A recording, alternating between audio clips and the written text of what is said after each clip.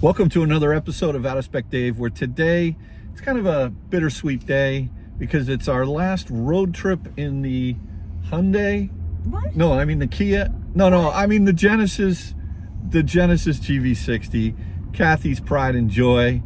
Kathy, what do you have to say for yourself? It's my last road trip in this car. That's pretty descriptive. Well, let's just reminisce a little bit about this car. We'll tell you a little bit about what we're doing. And yeah, we're going to say goodbye to the GV60. And we're getting a Tesla. Oh, you want me to chime in? Yeah, chime in. Getting the Tesla Model Y. What are you, crazy? Yeah, oh, it's always me. Are you crazy? Why would you switch cars so often? Why would I do I don't know. I don't either. Let's get into it.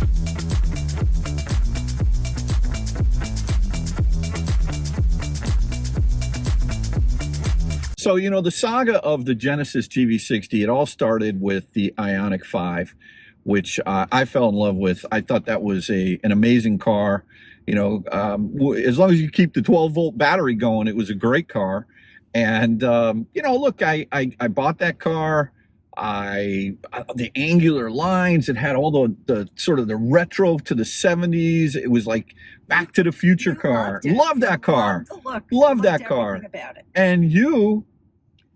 Well, I like the technology in the car. Wow. You like the technology, okay. I did. I thought it rode great. Charge crazy. Fast. It was great. Charge fast. It was not a car that personally I wanted to drive. Right.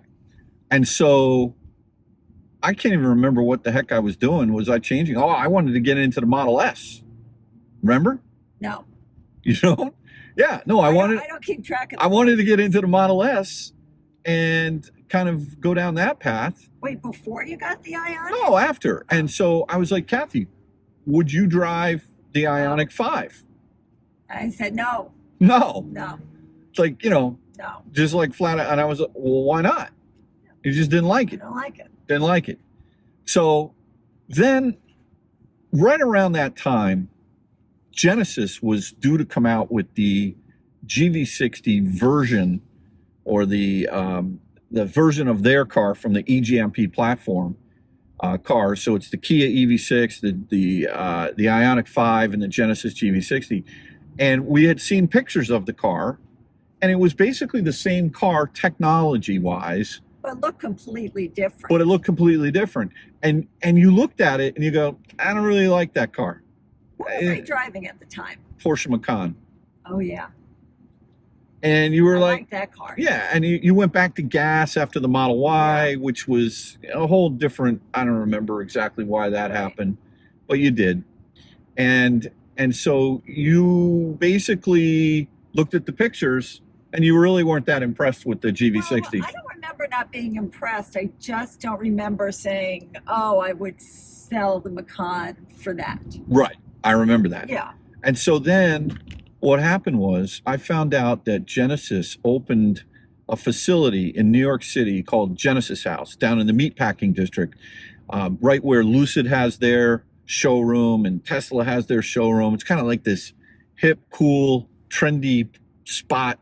The High Line's down there. It's great. Beautiful town. So I lured you down to the city. I think it cost me a meal or two, you know, definitely a dinner. Definitely. And I'll never forget, 2 times in your life, you've experienced this situation where you walked in and there you saw the GV60 on the showroom floor and you were like, ah. It's true. That's the car. The only other time I experienced that other than when you first met me. I didn't do that when I first No, met you didn't. No. Other than that was an acquired taste. Yeah, that was an acquired. It still is, right? Sort of an aftertaste, bitter, not even bittersweet, just flat out bitter. But you know, whatever. So, but I remember when we had a little Jack Russell Sophie, and Sophie passed. She lived to be a, you know, good life, but it was her time. And about a month after that, I started in with, okay, you know, we got to get another dog, and you didn't want to get another dog. And I was pretty definitive about that too. And I remember you saying, we are never, ever, Why do you have to bring this up? ever getting another dog. Yeah. Well, we've had 3. We had, Yeah. you know, basically 30 years of our marriage. We've had dogs.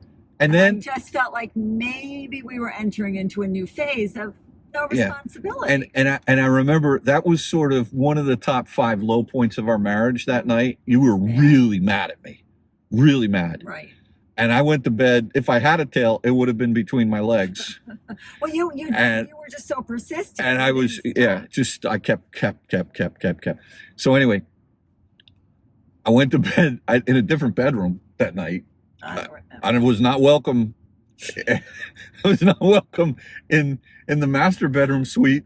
So then I was like, oh, this is not, I think I pushed it too far. And I woke up. I don't even know where you're going with this. No, you'll see. You'll know this is an important one. Personal. No, it isn't. So what happened was the next morning, don't worry, it's only a Bronco. They got good bumpers. So the next morning, I woke up and you said to me, let's go look at dogs. And I was like, what? Yeah, I did. Anyway, I don't know what happened. I think something clicked in your mind that night, and we actually went to a puppy store. But like we just wanted to look at the dogs, right? Just look, like what the different breeds and the different whatever. And then all of a sudden, you walked into this store, and there was Bailey. And Bailey looked at you, and you looked at, and it was love, and that was it. So it was kind of like, the whole reason for telling that story is because of the GV60. It was a similar situation where it was like once Kathy decides that she wants something, it's like done. It's done. I have a switch. It's on or it's off. Yeah, there's no rheostat. It's on or off. Make a decision. Binary. Done. Yeah. I don't know how I became part of this equation. Whatever I did back in the day to convince you that I'm the one, but I'll take it. I traded up big time. So anyway, so now we fast forward to the fact that you've had this GV60 for almost, it'll be a year and in June, the end of June. It'll be, by the time we sell it, it'll be 10 months or so. And I just thought we could reminisce a little bit about, I feel like you did a lot of reminiscing, your ownership experience of the GV60. So what do you think? What are your thoughts? You want to know my thoughts? Top 3 things you've loved, top 3 things you would say you don't love. Well, okay. Why I got this car is because I love the styling. I do think it's beautiful. It was sort of an aha moment when I saw it in the Genesis house in Manhattan. I thought, oh, it looks so much better in person than it sort of did in, like on paper. So I think the styling's been beautiful. The interior is premium. It feels like such high quality. These Napa leather seats is what really made me sort of fall in love with it. And of course, my favorite is the crystal ball. I think the most genius design in an electric car ever, because if you've not experienced this before, when the car is off, you get the crystal ball. And then when the car is on, it turns around, you get the gear shift.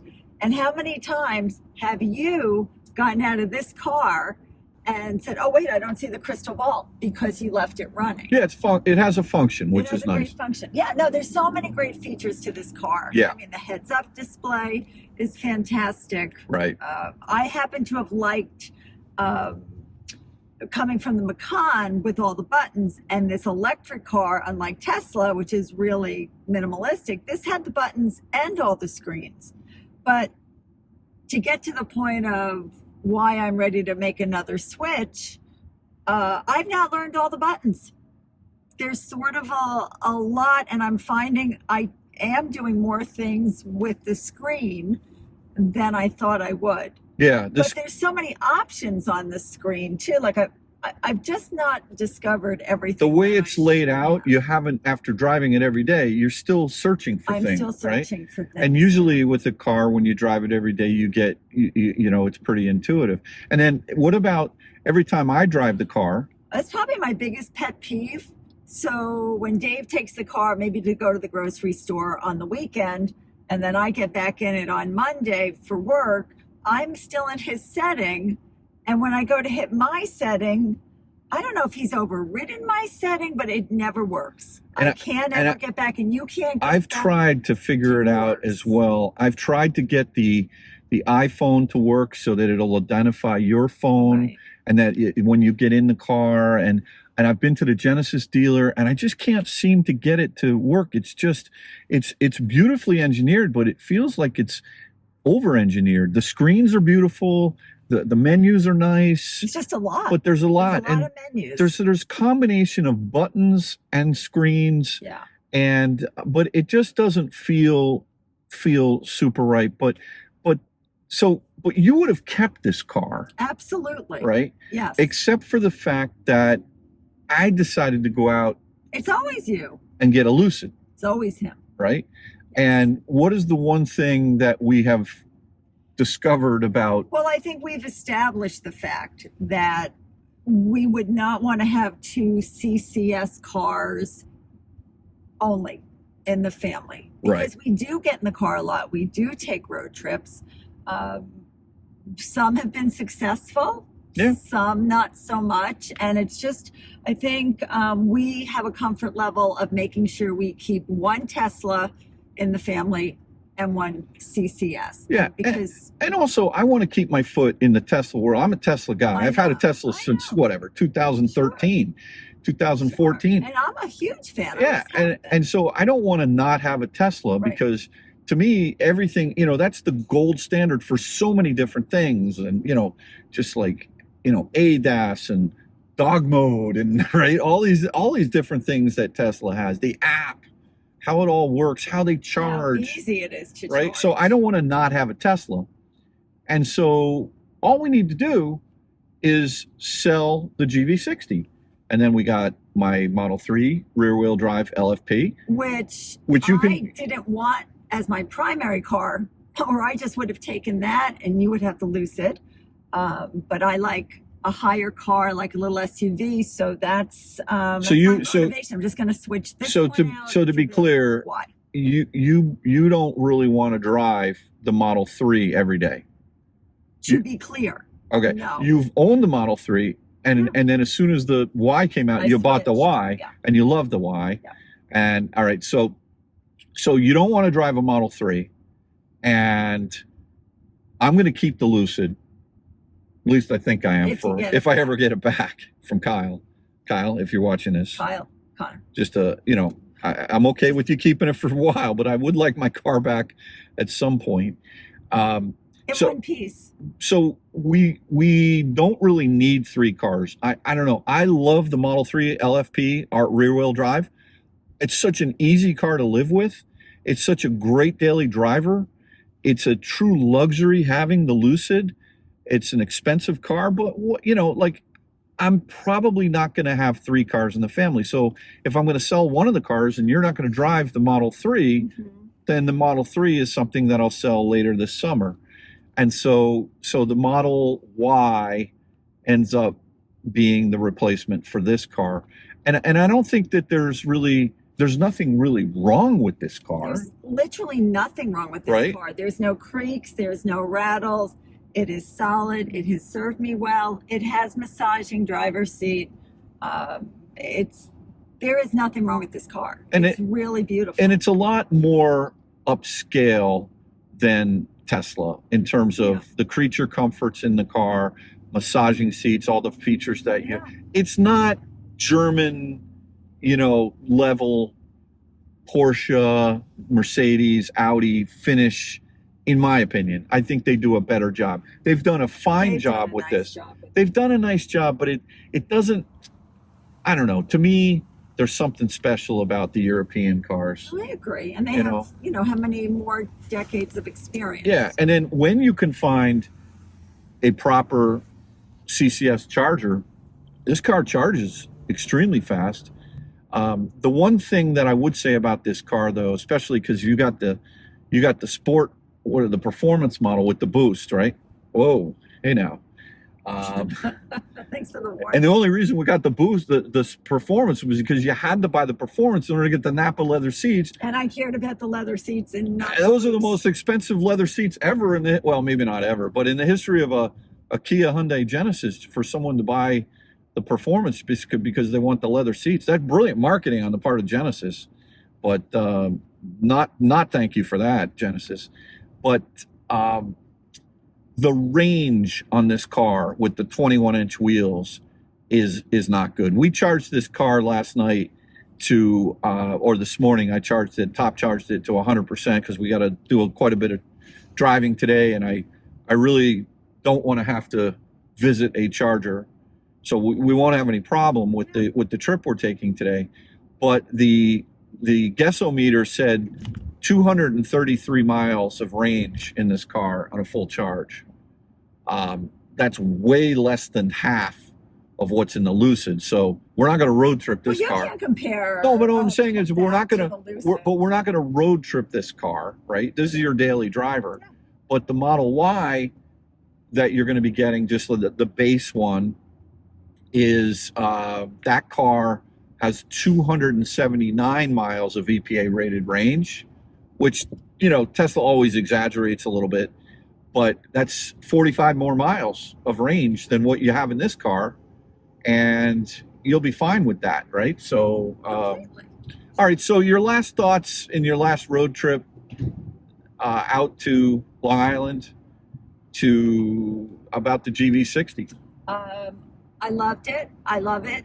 It really is great. It's solid. It has served me well. There are very few on the road. In fact, I think I've only seen one just like mine on the road. So a lot of people look when I go by there because it definitely looks different, and I think it looks special.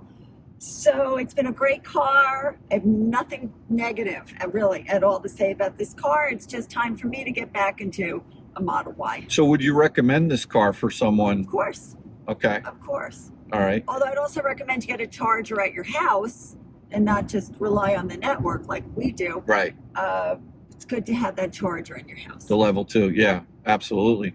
Yeah, so all right, well listen, Kathy, you know, it's going to be interesting. We still I didn't even tell you, we still don't have a VIN number yet for your Model Y. So maybe I'm keeping the car. Well, you know, if Tesla doesn't want to sell us a car, I don't know what's going on with that, but we have to see what they told us what they're going to give us for the car. But, you know, the longer that it goes on, the more miles we drive this car, they may reevaluate that number. So we're going to have to see.